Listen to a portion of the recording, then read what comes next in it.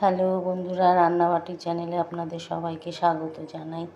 আজকে আমি লাউ পাতা দিয়ে কই মাছ ভাতে দেব, এটা দিয়ে আমি রেসিপিটা করব। দেখুন, ভাত আমি বসিয়ে দিয়েছি, তবে চাল যেটুখানি নেবেন তার ডবল জল নেবেন। আর এদিকে আমি মাছের নুন হলুদ, আমি 4টে মাছ করবো না, 2টো মাছ করব। নুন হলুদ মাখিয়ে নিয়েছি। আর এদিকে লাউ পাতা নিয়ে নিয়েছি। আচ্ছা, আমি মশলা করব তেজপাতা, জিরে আর কাঁচা লঙ্কা, এটা আমি বেটে নেব। এবার আমি লাউ পাতা নিয়ে নিয়েছি, এই দেখুন বেছে ধুয়ে টুয়ে আমি লাউ পাতা নিয়েছি। এর মধ্যে এই যে লাউ পাতাটা সাজিয়ে দেব।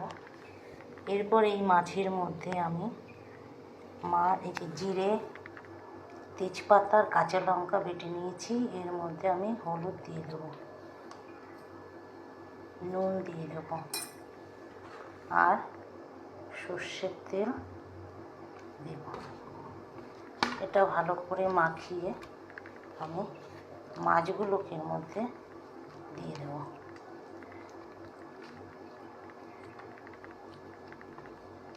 এটা মাখিয়ে আপনি এই মাছগুলোকে আমি একটু চিড়ে চিড়ে দিয়েছি, এটা মাখিয়ে আপনি 5 মিনিট মতন রেখে দেবেন।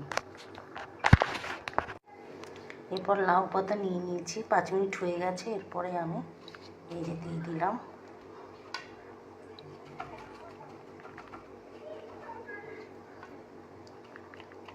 দিয়ে আমি এটাকে এই যে সাদা সুতো আছে এটা দিয়ে ভালো করে এটাকে বেঁধে নেব।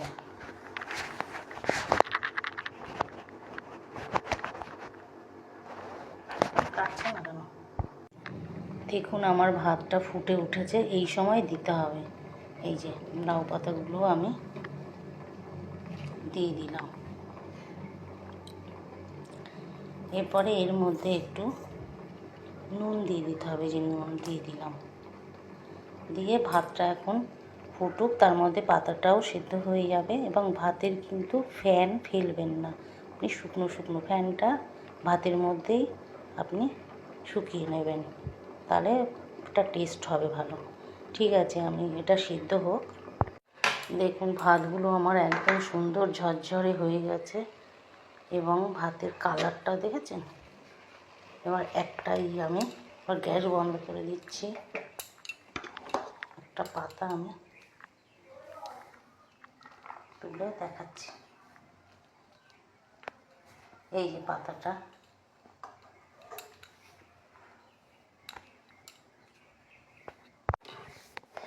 এই যে পাতা,